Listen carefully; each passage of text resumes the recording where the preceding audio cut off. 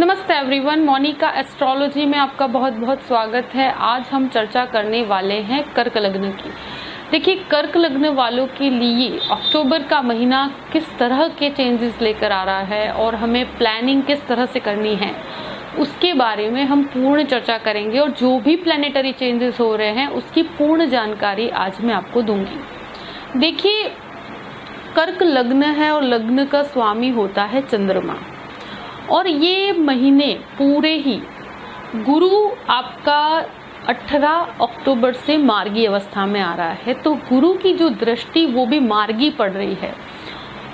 शनि आपके 11 तारीख को मार्गी होने वाला है, तो ये दो परिस्थितियां ऐसी है। तो गुरु का मार्गी जो चेंज होने वाला है उससे क्या होगा कि आपके अंदर जो एक निराशावादी एटीट्यूड बना हुआ था, अब उसमें एक पॉजिटिविटी आएगी।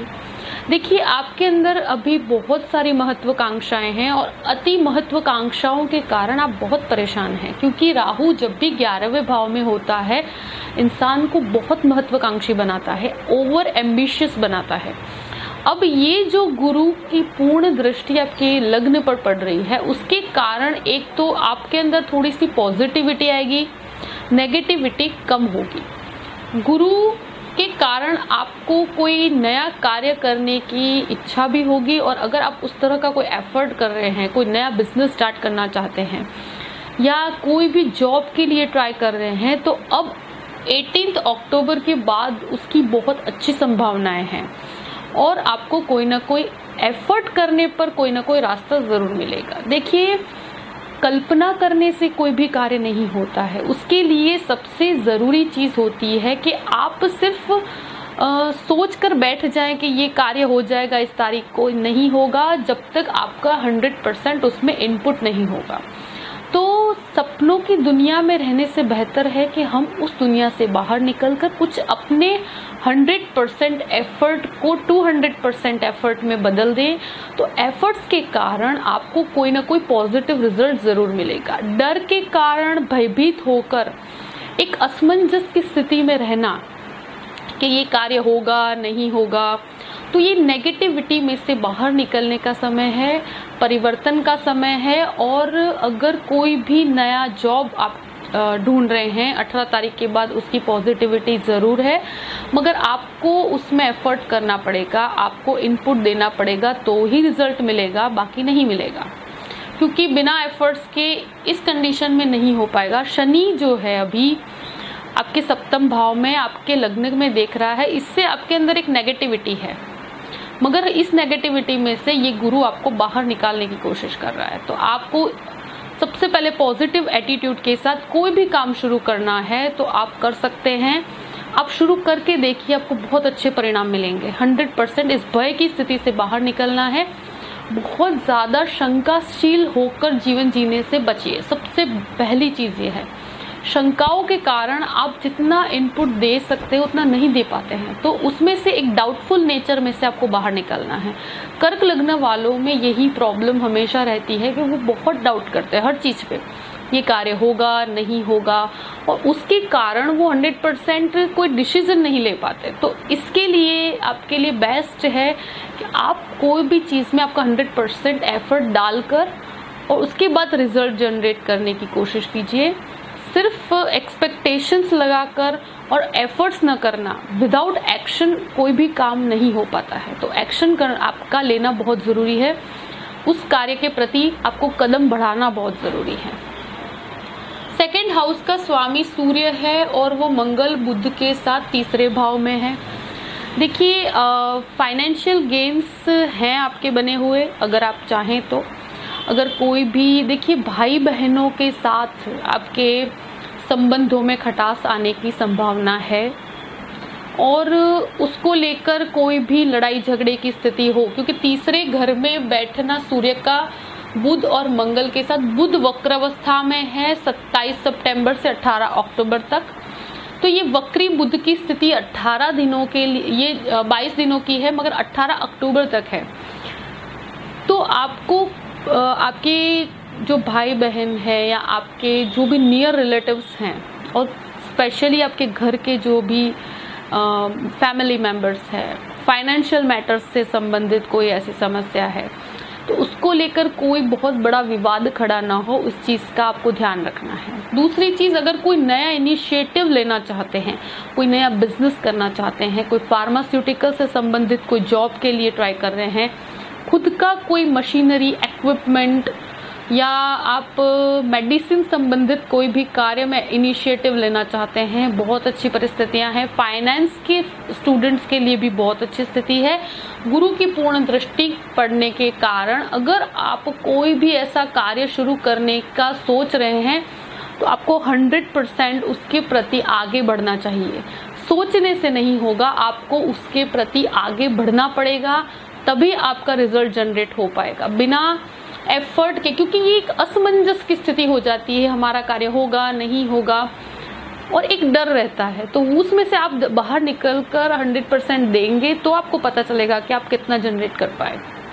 अगर हम एक स्थिति में से दूसरी स्थिति में जाते हैं तो हमें पता चलेगा कि हम कितना बेहतर परफॉर्म कर सके। तो एक प्रतिद्वंदियों की तरह आपको एक कॉम्पिटिटिव एनवायरनमेंट को क्रिएट करना है और फैमिली मेंबर्स के साथ कोई भी प्रकार का फाइनेंशियल लेन देन नहीं करना है, ये एक स्थिति, क्योंकि उनके साथ कोई भी वाद विवाद की स्थिति हो सकती है, वो आप पर कोई इल्ज़ाम लगा सकते हैं, इस तरह के, मतलब मैं आपको डरा नहीं रही हूँ, ऐसी कोई स्थिति है तो पैसों को लेकर जल्दी किसी पर विश्वास मत कीजिएगा। ये एक ऐसी स्थिति है जिसमें गलत मतलब जो घर के लोगों के साथ पैसों के लेन देन के कारण विवाद हो सकता है, तो ये नहीं होना चाहिए। भाइयों के साथ भी कोई विवाद की स्थिति खड़ी हो सकती है, तो उससे बचिएगा। शांति से शुरू के 18 दिनों में बहुत शांति से कार्य कीजिएगा, उसके बाद इतनी समस्या नहीं है, उसके बाद काफ़ी पॉजिटिव रिजल्ट्स हैं। चतुर्थ भाव पर शनि की आपके दशम दृष्टि मार्गी पड़ेगी 11 तारीख से, तो प्रॉपर्टी संबंधित अगर कोई कार्य अटक रहा है तो 11 तारीख के बाद शनि की मार्गी दृष्टि पड़ने के कारण अब वो कार्य आपका सफल हो जाएगा। देखिए, चतुर्थेश शुक्र केतु पंचम भाव में है 2 तारीख से, तो इससे क्या होता है कि देखिए केतु के साथ शुक्र की स्थिति है, ये एक तरह से आपको खर्चों की तरफ लेकर जाती है। बच्चों से रिलेटेड कुछ खर्च ऐसे हैं जो आपको उठाने पड़ेंगे, उससे भी काफ़ी आप परेशान रहेंगे। आपकी कोई प्रॉपर्टी अगर आप सेल करना चाहते हैं तो 11 तारीख के बाद ऐसी स्थितियां हैं कि वो आप कर सकते हैं, उसमें आपको लाभ भी बनेगा, आपको फाइनेंशियल गेन्स भी होंगे।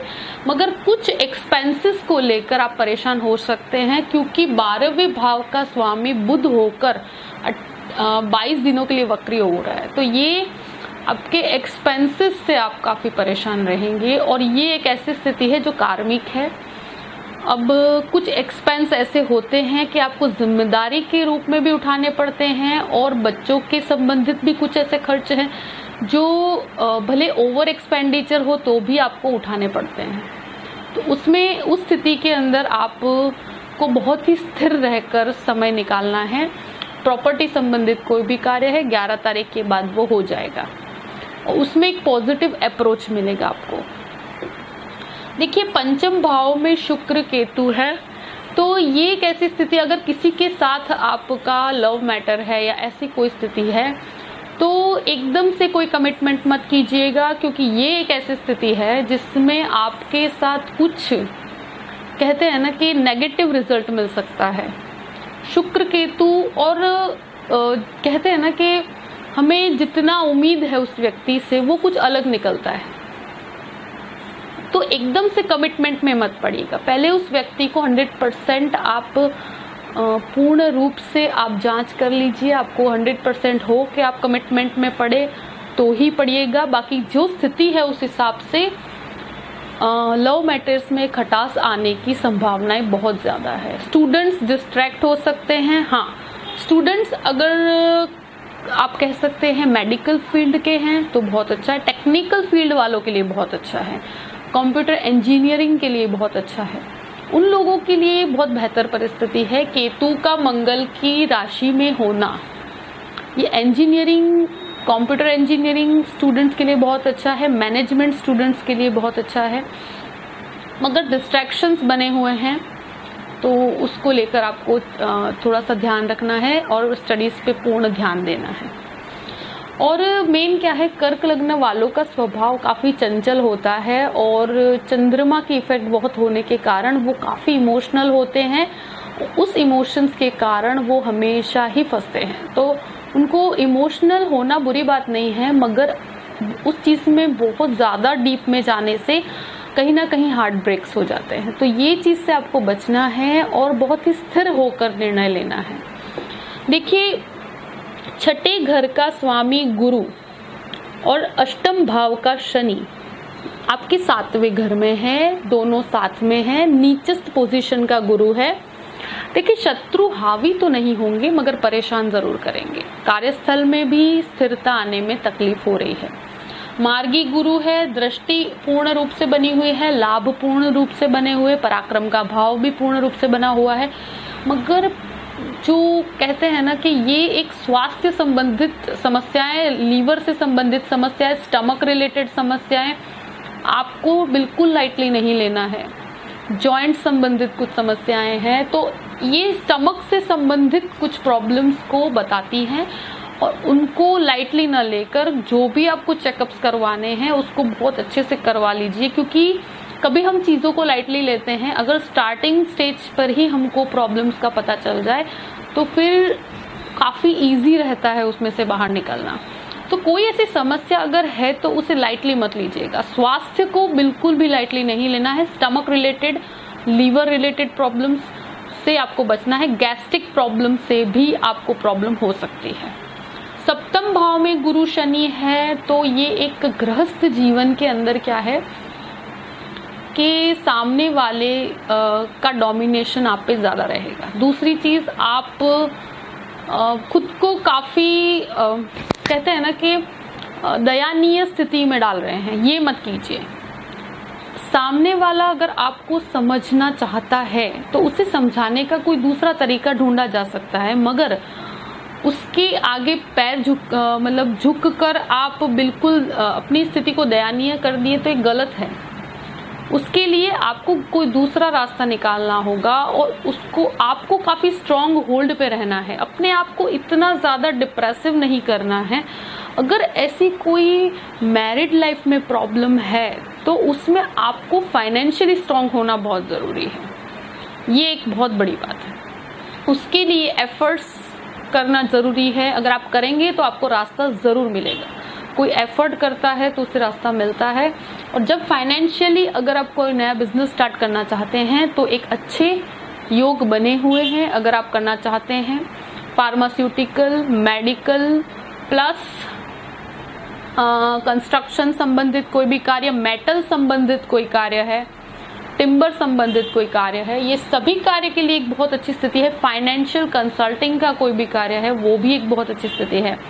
तो ऐसा कोई कार्य शुरू करना है तो एक छोटे स्तर से शुरू किया जाए तो धीरे धीरे आपको बेटर रिजल्ट्स मिलना शुरू होंगे। और कार्य में स्थिरता के साथ कार्य कीजिए। और जब आपकी फाइनेंशियल स्थिति स्ट्रॉन्ग होल्ड पर होगी तो आपकी मैरिड लाइफ में भी कोई डिस्टर्बेंस नहीं आएगा, क्योंकि कहीं ना कहीं फाइनेंशियल फ्रंट के कारण भी ये डिस्टर्बेंस क्रिएट हो रहा है। तो अपनी स्थिति को स्ट्रॉन्ग होल्ड पर बनाना ज़रूरी है और एक दूसरे से वार्तालाप बहुत ज़रूरी है। यहाँ पर कुछ ऐसी स्थिति है कम्युनिकेशन के अंदर काफ़ी गैप हो रहा है, तो वो चीज़ है कि लाइफ पार्टनर के साथ आपको कम्युनिकेशन को बढ़ाना है। और अगर कोई ऐसी स्थिति है तो उसे बैठकर सॉल्व करना है। इस तरह की स्थिति 18 तारीख के बाद आप इसको बेटरमेंट की तरफ ले जा सकते हैं, मगर आपका इनपुट होना बहुत ज़रूरी है। फाइनेंशियली स्ट्रॉन्ग बनने की कोशिश कीजिएगा तो ये स्थिति बेहतर हो पाएगी। अगर जॉब के लिए ट्राई कर रहे हैं तो भी अब एक बेटर ऑप्शंस आपके सामने आएंगे और आपको एफर्ट्स तो करने ही पड़ेंगे, बिना एफर्ट्स के नहीं होगा। क्योंकि अभी ऐसी स्थिति है कि शनि की जो स्थिति है, गुरु की स्थिति है, बिना एफर्ट के आपका कोई भी कार्य नहीं होगा। तो एफर्ट्स करना बहुत ज़रूरी है। रिसर्च ओरिएंटेड कार्य में 100% इनपुट है। देखिए, दशम भाव का स्वामी आपका खुद से छठे घर में जा रहा है, तो कोई भी आप कहते हैं कॉम्पिटिटिव एनवायरनमेंट में भी आपको थोड़ी सी आसपास के लोगों के अंदर एक प्लानिंग प्लॉटिंग की स्थिति होगी, मगर हमें बिल्कुल स्थिर होकर लेना है, बिल्कुल से रिएक्शन से बचना है। जब मंगल आपके चतुर्थ भाव में आ जाएगा 22 तारीख के बाद, फिर उसकी दृष्टि आपके दशम भाव पर पड़ेगी। ये आपको कार्यस्थल में 22 तारीख के बाद बहुत अच्छे योग हैं। आपको काफ़ी अच्छे प्रमोशन भी आप एक्सपेक्ट कर सकते हैं आफ्टर 22। तो आपको एक काफ़ी स्ट्रॉन्ग होल्ड भी दे रहा है। राहु 11वें भाव में आपको काफ़ी महत्वाकांक्षी बना रहा है, फाइनेंशियल गेन्स भी दे रहा है। भयभीत होने की स्थिति से बाहर निकलिए, आप एक कदम उठाकर उसकी तरफ आगे बढ़िए। आपको काफ़ी अच्छे लाभ प्राप्त होंगे, मगर स्थिरता के साथ निर्णय लेना है। एफर्ट्स के बिना कार्य नहीं होंगे। जो भी करना है उसके प्रति प्लानिंग करनी है और खर्चों को नियंत्रित रखना है, क्योंकि 12th हाउस का स्वामी 22 दिनों के लिए जो वक्र अवस्था में है उसके अंदर काफ़ी खर्चे बने हुए हैं, खर्च को लेकर काफ़ी परेशान है, तो उसके ऊपर कंट्रोल लाना बहुत ज़रूरी है। 18 तारीख तक अपने खर्चों पर पूर्ण नियंत्रण लाकर रखिए, क्योंकि वो एक्सपेंडिचर ऐसे हो सकते हैं जो बहुत ही वेस्टफुल एक्सपेंडिचर्स हैं, तो उससे आप बचिएगा। अगर विदेश संबंधित कोई कार्य है तो 18 तारीख तक वो कार्य में अड़चन आने की पूर्ण संभावना है। उसके बाद आपकी स्थितियां बेहतर होगी और आप एक बेटर पोजीशन में आ पाएंगे। तो ओवरऑल डरने वाली बात नहीं है, मगर एफर्ट्स के बाद आपको रिजल्ट 100% मिलेंगे। शुरू के 18 दिनों में आपको 100% मेहनत का कोई ऑप्शन नहीं है, आपको वो करना पड़ेगा। कल्पनाओं से बाहर निकलकर वेल प्लान्ड अप्रोच के साथ, सोचने से नहीं, कार्य को आगे बढ़ाने से आपको रिजल्ट मिलेगा। बहुत बड़ा मैं ये नहीं कहती कि आप बहुत बड़े गेन की तरफ आगे बढ़ रहे हैं, मगर अगर आप इस परिस्थिति में कुछ ऐसा एफर्ट करेंगे, जॉब करना चाहते हैं तो अगर अप्लाई करेंगे या आप उस तरफ इंटरव्यू की तरफ जाएंगे तो आपको 100% रिजल्ट मिलेगा। अगर आप एफर्ट करेंगे तो आपको बेटरमेंट की तरफ जाने की पूर्ण संभावनाएं हैं। 18 तारीख के बाद और एक 22 तारीख के बाद आपकी परिस्थितियां बेहतर होने की पूर्ण संभावनाएं हैं। आई होप कि ये वीडियो आपको पसंद आया होगा। मैंने ओवरऑल परिस्थिति आपको बताई है, उस तरह से आप अपने पूरे ही महीने को प्लान कीजिएगा। कर्क लग्न वालों के लिए एक नई दिशा में बढ़ने का समय है और हिम्मत रखकर और स्थिर बुद्धि के साथ आगे बढ़िए, आपके लिए बहुत बेहतर है। आई होप ये वीडियो आपको काफ़ी यूज़फुल रहेगा और प्लानिंग करने में भी आपको काफ़ी आसानी होगी। अगर आपको पसंद आए तो आप लाइक कीजिएगा और सब्सक्राइब भी कीजिएगा, आगे भी जुड़े रहिएगा। और हम काफ़ी सारी जानकारियाँ और भी शेयर करने वाले हैं, हमसे जुड़े रहिएगा। Thank you so much. जय श्री कृष्ण।